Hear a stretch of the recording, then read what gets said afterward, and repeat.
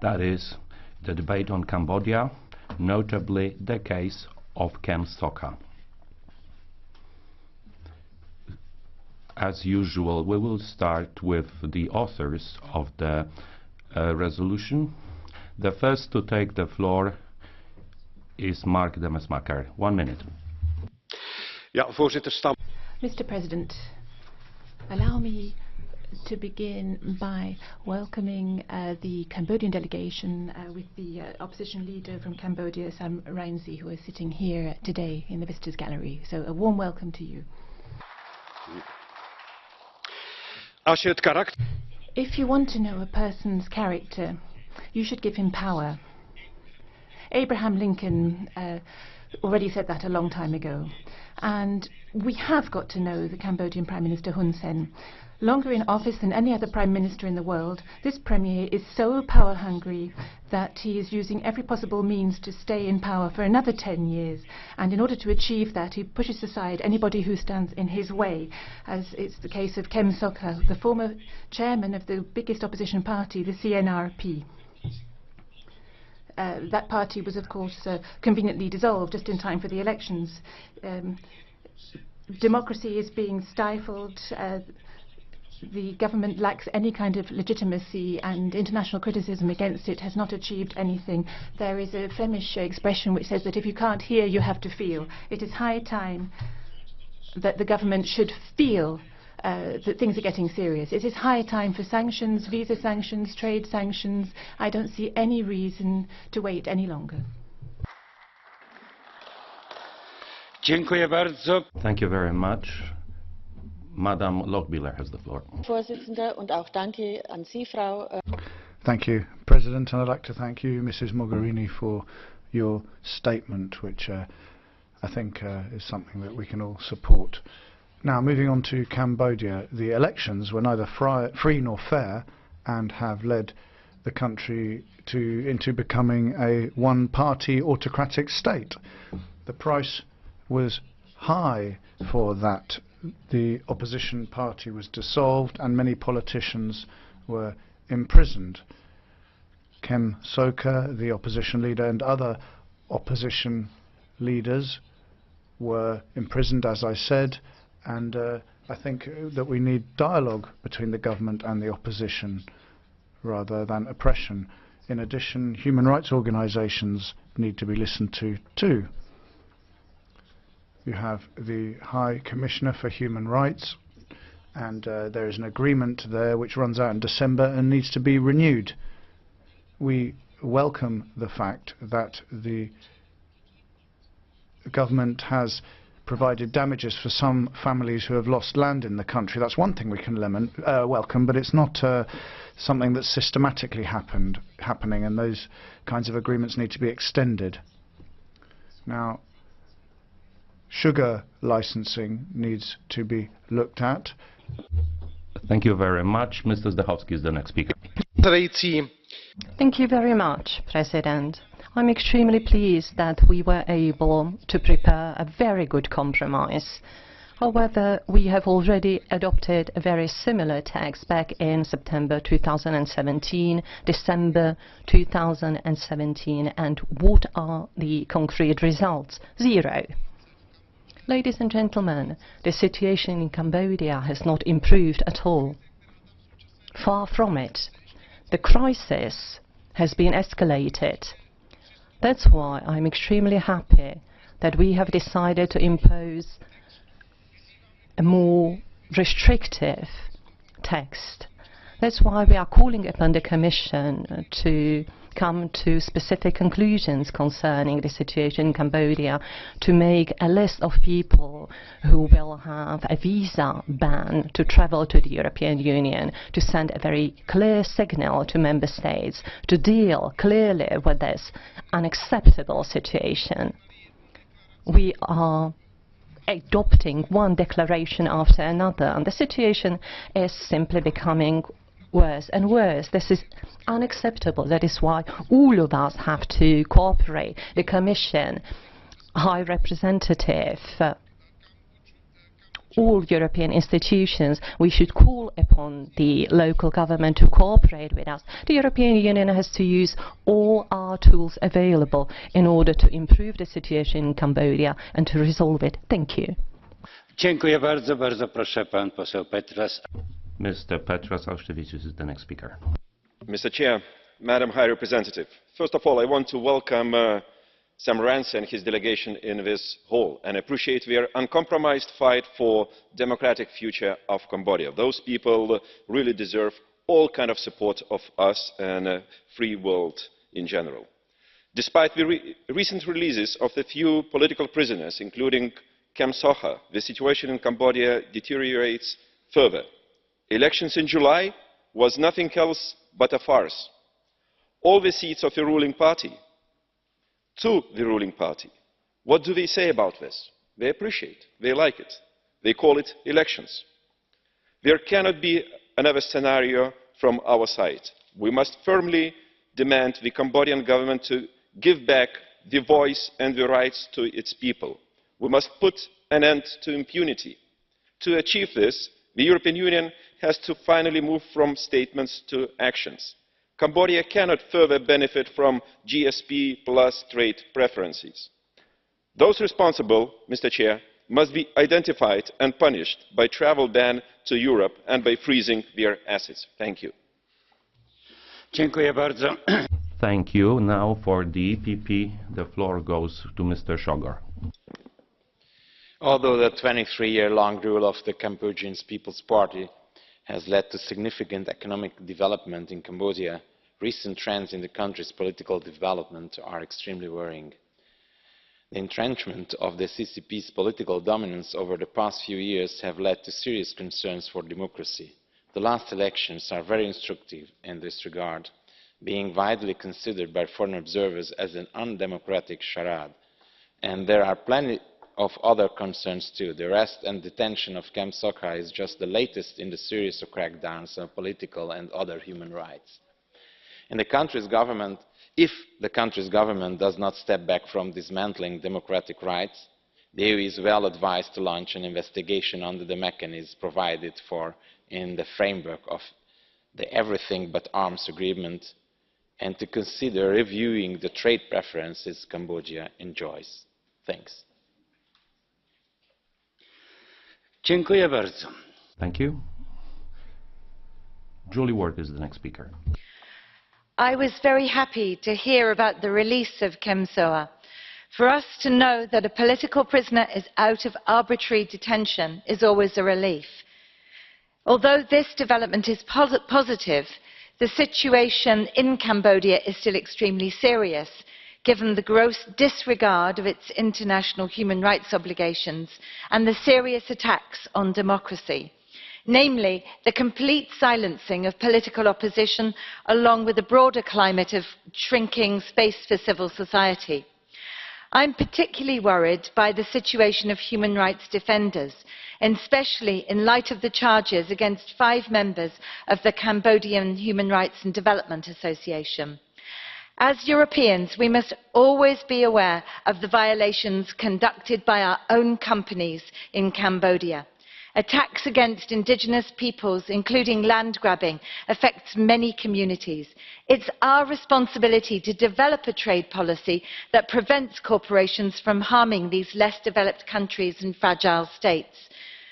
Following the EU's decision to suspend direct budget support to Cambodia, I wish to remind this House and the EU in general of the importance of dialogue and people-to-people contact in these contexts. Thank you. Dziękuję bardzo. Thank you. The next speaker for the Liberals group is Ramon Tremosa y Bacels. Moltes gràcies, senyor president.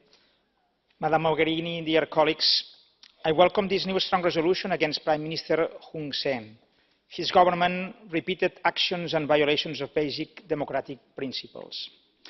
I want to welcome Sam Rainsy, a friend and a great leader that does not give up in his struggle for more justice and democracy for the Cambodian people. The last July elections in Cambodia were farce elections The party of Hun Sen in power since 33 years now obtained 100% of all contested seats in National Assembly and the Senate. The opposition was banned and declared illegal. The government of Hun Sen is illegitimate, and I would like the EU and Ms. Mogherini to recognize and acknowledge this fact. The EU gives a lot of money to Cambodia, and we cannot continue doing business as usual. Cambodia benefits from the most favorable regime available under the US Generalized Scheme of Preferences. Under Article 19 of this regulation, in case of serious human rights and labour rights violations, the EU should suspend the preferential tariffs temporarily. If the EU wants to save its credibility, we cannot do business as usual. I call the Commission to publish immediately the conclusions of the last EU fact-finding missions, and I invite the Commission to report as soon as possible to the Parliament of these conclusions. Thank you. Thank you. The next speaker is Angelo Ciocca for the ENF. Circa 40 giorni fa sono... Around 40 days ago, I was in Cambodia and I documented and criticized a complete lack of human rights in that country. Europe's reflecting on the problems in Cambodia and is mourning what's happening, but actually we've been an accomplice to what's going on. If we really want to look at the problems in Southeast Asia, we have to do away with the agreements that we have with that region. For example, everything but arms. That hasn't given the Cambodian people anything at all. Quite the opposite. It's seriously damaged our countries and our agriculture. We need to stop those agreements. We need to prevent Cambodians being oppressed. We need to also protect our own products. I think this is something that should make us think. 64 years is the average life expectancy in Cambodia. We shouldn't be importing that kind of desperation into Europe. We shouldn't be importing these problems into Italy. These problems, if we're going to deal with them, should be dealt with in Cambodia. Let me conclude, though, with a very quick appeal. I'm turning to those who do not have human rights. I'm talking about Nonno Mariano, a 92-year-old grandfather in Italy. Thank you. Thank you very much. Let us move to the Catch the Eye procedure. The first speaker, Krzysztof Hetman. Thank you very much, President. Ladies and gentlemen, recent events in Cambodia, the elections in the first place, where the ruling party won 100% seats and dissolving opposition party, this shows clearly that the truth about this country is very sad. We can no longer consider it to be a democratic state. Therefore, I think it is not enough just to call an appeal to the Cambodian government so that they follow rule of law and democracy. In order to protect the Cambodian nations from the authoritarian government and breaking human rights, we need to act more decisively. Therefore, I fully support the decision to stop our assistance for the elections. We should also reconsider withdrawing trade preferences, and we should impose visa limitations for those responsible for breaking human rights in the country. Thank you very much. Thank you. Thank you for sticking to the time limit. And now the floor goes to Javier Nart.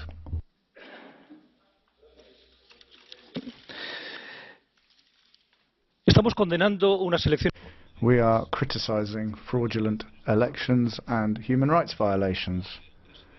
In Cambodia, the Prime Minister, the President of Cambodia, Hun Sen, is a former military commander who is involved in crimes, and then we have further people who are causing problems. Now, these are people who say that they belong to the centre of politics, and so does the European People's Party, the EPP. And the first thing that the EPP should be doing, rather than criticising, should be expelling that party with that terrible president from the International EPP Association.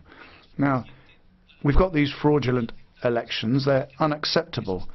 But what we have to do is suspend all assistance to Cambodia that doesn't go through credible international organisations. Anything else is just nonsense. Thank you very much indeed. And Fabio Massimo Castaldo is the next speaker.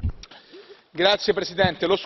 Thank you, President. Last 10th of September, Kem Sokha was released, leader of the Cambodian opposition, who had been accused of treason and been put behind bars arbitrarily for more than a year. Activists, journalists have been cracked down on by Hun Sen, determined to increase his 33 years in power. There is apparently, it seems a democracy, it's actually a kleptocracy. And the last elections were a farce, taking away any vestige of democracy. We must suspend immediately any form of aid which is not guaranteed by international organisations, and take a decision to be firm with the regime, because it still has advantageous economic relationships with us at a time when human rights are a dream and democracy is very difficult for ordinary Cambodians to see, and what they do remember is the terrible days of the... Thank you very much. José Ignacio Faria is the next speaker. Thank Thank you, Mr. President. High Representative, thank you for the kind words. The opposition party did have support, but his party was prevented from participating in the elections, with the result that they were a complete farce. The current Prime Minister won all seats with the sole aim of staying in power as long as possible. High Representative, I've always congratulated you on your good work, but in the case of Cambodia, I have to say that when it comes to Cambodia, the EU was very slow to react to the collapse of democracy in the country. It is high time that we imposed individual sanctions on members of the regime, and we should fight against the erosion of human, civil and political rights in that country. Ilhan Küçük is the next speaker. Thank you, Mr. President, Madam Mogherini, dear colleagues. For over 3 decades, Cambodia has been ruled by authoritarian leader Hun Sen. Prime Minister Hun Sen and his party use violence, politically motivated prosecutions and widespread corruption to intimidate and suppress any kind of political opposition. Fear of losing national elections in July 2018 prompted a major crackdown. The primary opposition, Cambodia National Rescue Party, has dissolved by the courts, with the leader Sam Rainsy forced into exile and another Kem Sokha jailed. The government restricts independent media and civil society groups through forced closures, threats, intimidation and arbitrary detention.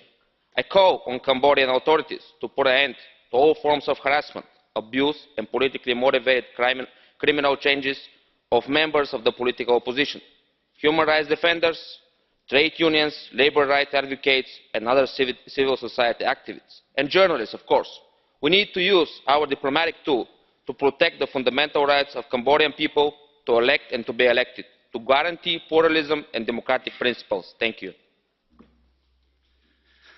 Thank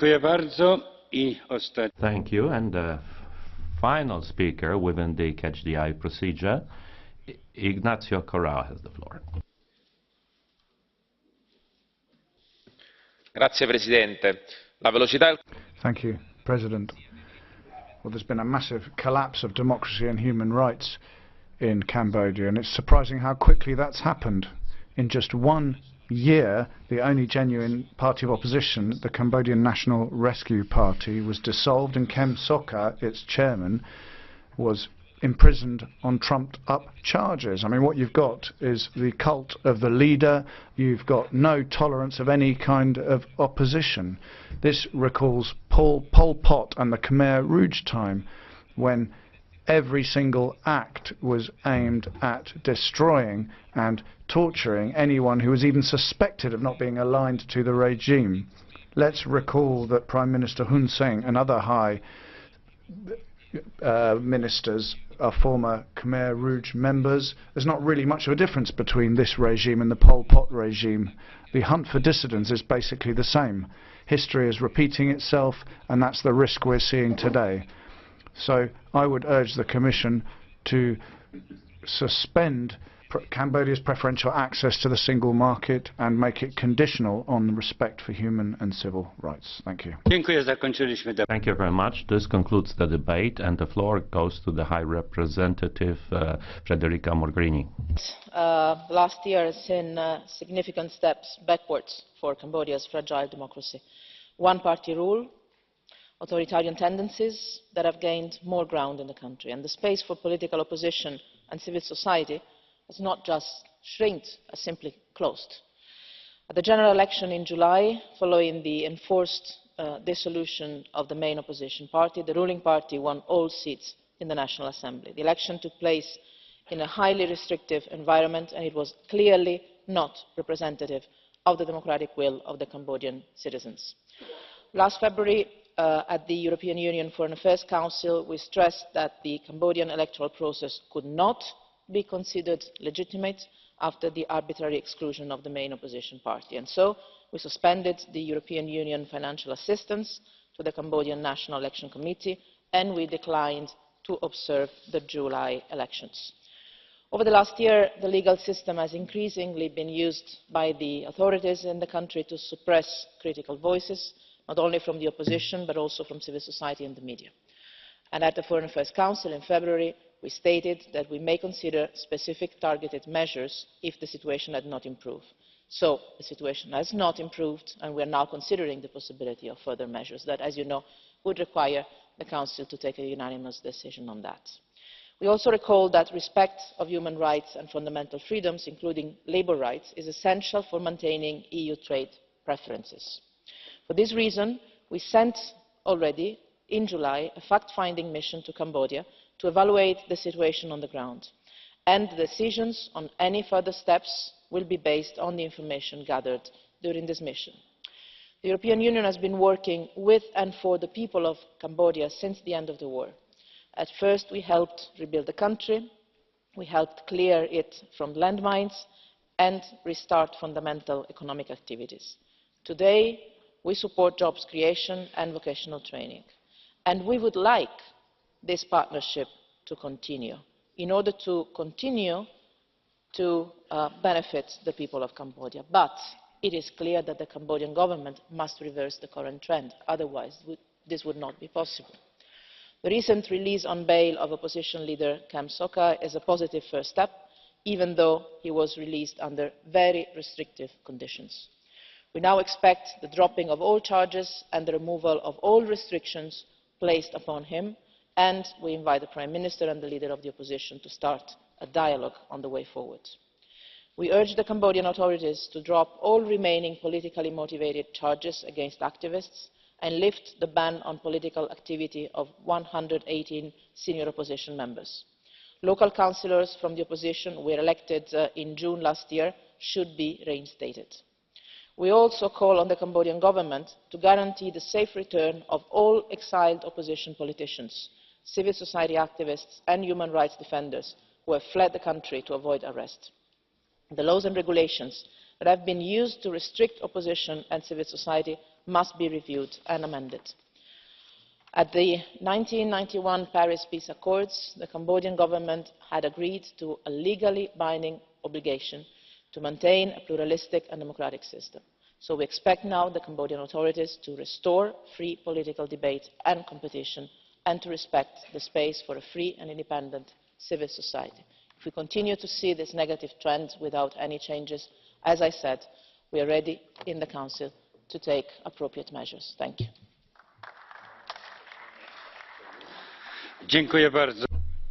Thank you, High Representative. We have received 6 draft resolutions at the conclusion of the debate. This debate is now closed. The vote will take place today. Thank you to all those who took part in this debate. Also thanks to our guests in the gallery. I now suspend the sitting until 11:45. Thank you.